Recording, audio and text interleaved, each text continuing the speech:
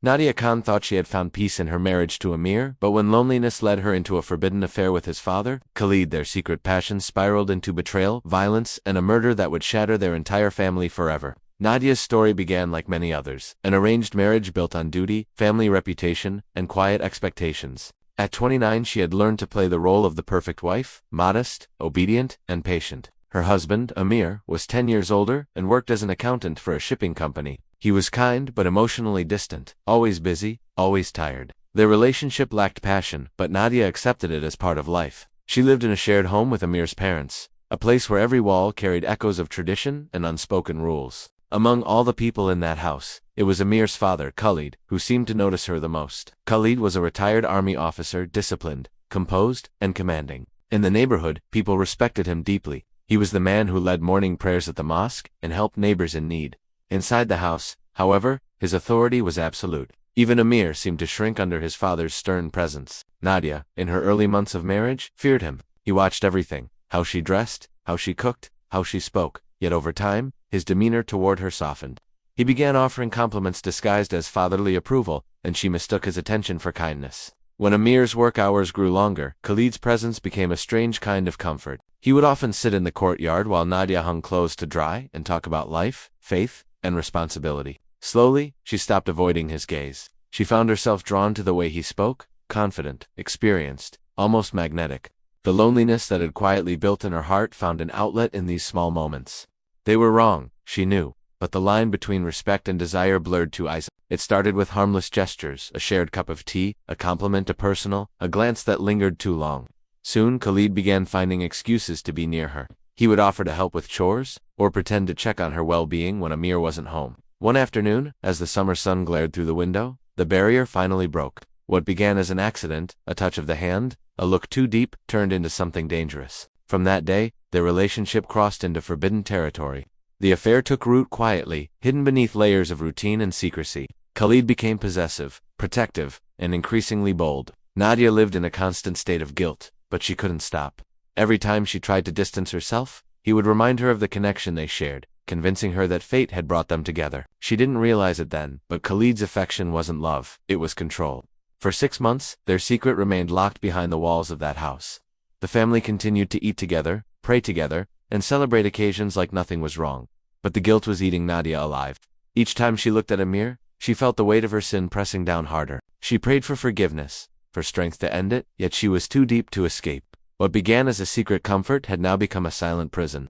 And deep within her heart, she sensed that this forbidden bond would not end quietly. It would demand a price no one was ready to pay. Nadia's world began to twist under the weight of secrecy. Days turned into a blur of fear and desire, of stolen glances and careful lies. She became restless, her thoughts constantly circling around Khalid. Every knock on the door made her heart race. Every phone call from Amir filled her with guilt. The once peaceful home now felt suffocating. The air itself seemed to hold the scent of betrayal. Yet Khalid appeared calm, almost proud, as if he had mastered the art of hiding his sins behind prayer and politeness. Amir noticed the changes in his wife. She had grown quieter, often lost in thought.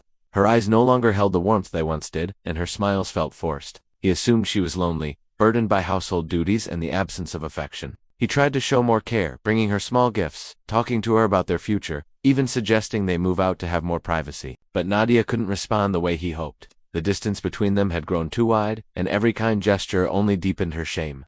Khalid, on the other hand, grew more controlling. He started to dictate where Nadia went and who she spoke to. His tone carried both tenderness and warning.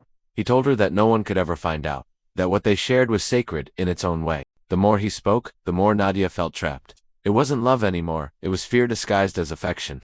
She wanted to escape, but Khalid's presence was everywhere, his eyes always watching. The turning point came one evening when Amir returned home earlier than usual. He walked into the living room and found his father and wife sitting unusually close, their faces pale with shock. Nothing inappropriate was happening, yet something about their silence felt wrong. Khalid quickly recovered, scolding Amir for coming home without notice. Claiming he was discussing household matters with Nadia, Amir apologized, but suspicion began to form quietly in his mind. After that day, Amir's behavior changed. He became observant, cautious. He started checking small details: how long Nadia stayed in the kitchen, when his father went to the courtyard, how often they avoided being in the same room when he was around. The unease grew each day. Nadia could feel his eyes on her, searching for answers she couldn't give. The tension in the house became unbearable. Khalid sensed Amir's doubts and urged Nadia to stay calm, but she was unraveling inside. Her prayers turned into desperate pleas for peace. Sleep no longer came easily. Every sound at night felt like a threat. She knew the secret was slipping from their grasp, and exposure was only a matter of time. Then came a moment she would never forget. A phone left unlocked on the kitchen counter. Amir's phone. She saw messages between him and his friend, discussing a suspicion that needs proof. Her hands trembled as she read the words. He was planning to catch her. The truth was closing in, and there was no way out. That night, Khalid reassured her that everything would be fine, but Nadia saw a flicker of fear in his eyes. The man who once looked invincible now seemed cornered. Something had shifted, and in that silence between them, she realized that if their secret was revealed, it wouldn't just destroy their family, it might end lives. The days following Amir's discovery became heavy with tension and suspicion. Every corner of the house seemed to whisper the truth they had tried to bury. Nadia's movements grew careful, deliberate. She avoided eye contact, avoided being in the same room as Khalid when Amir was home, and avoided mirrors because even her own reflection looked like an accusation. But no matter how much she tried to appear normal, the unease in the house grew. Amir had become distant, his tone colder, his questions sharper. He was no longer the patient husband she once knew. His silence carried weight, and his gaze often lingered on her a little too long. Khalid noticed the shift he began acting more defensive, his authority crumbling under pressure. He started to lose control of his emotions, snapping at small things, especially when Amir was around. The family dinners that once echoed with polite conversation were now painfully quiet. Nadia could barely swallow her food, her stomach tight with fear. She prayed for forgiveness each night, but her sins only seemed to multiply in her mind. It was as if every prayer echoed back unanswered. One evening, Amir left his phone recording in the living room before pretending to go out. It was a quiet trap born from suspicion. He had seen too many signs, too many coincidences. When he returned, he listened to the recording in private, and what he heard shattered him. It wasn't explicit words, but the tone, the closeness of whispers, the sound of Khalid's voice speaking Nadia's name with a softness that no father-in-law should use. It was enough to confirm his worst fears. The betrayal was complete.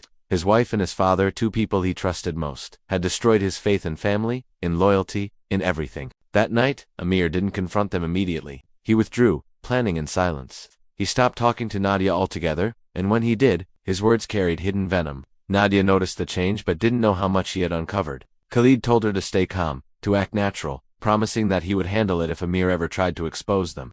But Nadia no longer believed in his promises.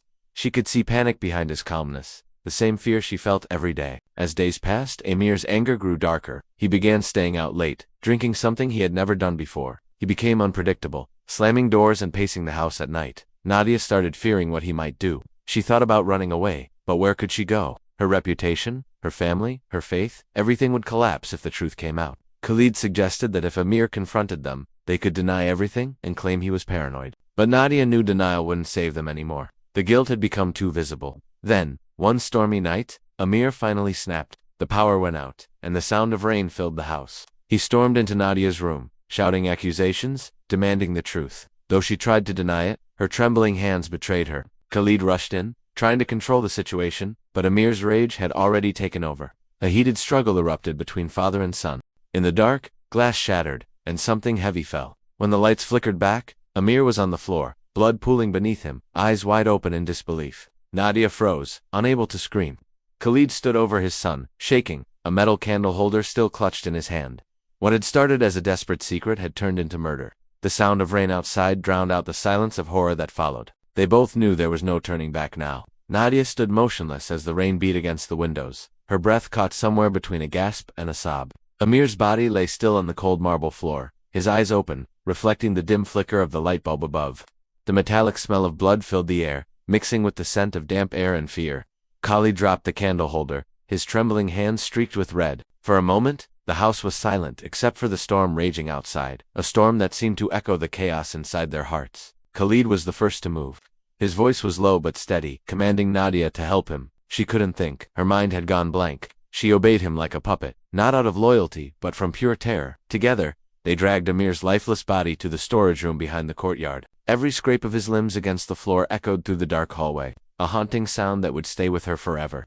Once inside, Khalid wrapped the body in an old blanket, his movements mechanical, as if he had done this before. He muttered that it was an accident, that no one needed to know, that they could still survive this. But Nadia couldn't stop staring at Amir's face. Guilt crushed her chest until it hurt to breathe. She realized that no matter what Khalid said, this was not something that could be hidden. The man she had betrayed, the man who had once trusted her, was dead because of them. And Khalid, the man she once thought she loved, now terrified her? His calmness wasn't strength anymore, it was cruelty. By morning, the storm had passed, and the house looked unchanged from the outside. But inside, every wall seemed to hum with silence and death. Khalid cleaned the blood, disposed of Amir's belongings, and rehearsed what they would say if anyone asked. According to him, Amir had left for a work trip after a heated argument. Nadia nodded when he spoke, but her mind was far away. Every sound made her flinch. Every shadow felt like Amir's ghost, watching her.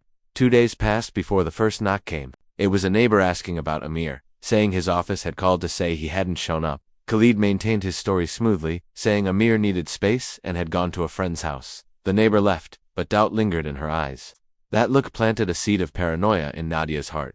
What if someone had seen something? What if Amir's disappearance drew more attention than his presence ever did? Nadia stopped eating, stopped sleeping. The walls of the house became her prison. Khalid kept assuring her that everything was under control, but his tone had changed. He was colder, sharper, no longer gentle. He spoke to her like a soldier giving orders, and she obeyed because she was too broken to resist. But guilt has a way of breaking silence. On the 4th night, Nadia heard voices outside, police officers at the gate, asking questions. They said Amir's colleagues had filed a missing persons report. Her heart raced as Khalid calmly stepped outside to talk to them. Through the window, she saw him smiling, speaking confidently, even laughing.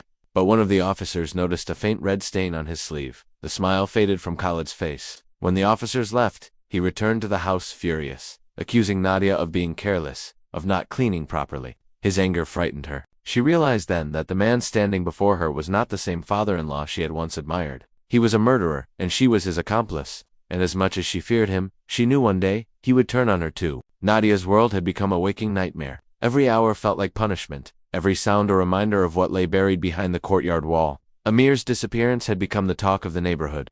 His colleagues called daily, his friends visited, and the police began returning with more questions. Each visit chipped away at the story Khalid had built. The tension in the house was unbearable, the air heavy with the scent of fear and disinfectant. Nadia no longer spoke unless spoken to. Her face had lost its color, her hands shook constantly, and her eyes carried the hollow look of someone who had lost the will to live. Khalid, however, acted as if nothing had happened. He attended prayers at the mosque, greeted neighbors politely, and maintained his position as the respected elder of the community. His calmness unnerved Nadia. She could no longer tell if it was discipline or madness. He believed their secret was safe, that the world would never suspect a father of harming his own son. But Nadia knew that guilt leaves traces in the eyes, in the tone, in the smallest gesture. And those traces were starting to show. A week later, the police arrived with a search warrant. The officers explained they had traced Amir's phone to a nearby area before it went off completely. Khalid welcomed them inside, his voice smooth and convincing. Nadia watched in silence as they checked every room, every cupboard, and finally made their way to the courtyard. She wanted to scream, to confess everything, to end the nightmare. But her fear of Khalid kept her frozen. The officers found nothing suspicious and eventually left, but one of them gave her a long, questioning look before stepping out. That gaze stayed in her mind like a warning. That night, Khalid.com Fakade cracked. He accused Nadia of drawing attention to herself, of acting suspiciously. His voice grew harsh, his words cruel. She realized he wasn't trying to protect her anymore, he was protecting himself. He began speaking of leaving the country, of finding a way out before the investigation grew deeper. He said she would come with him because she owed him her silence. Nadia listened in horror, realizing she was no longer just an accomplice, she was a liability. The next morning, she made her decision.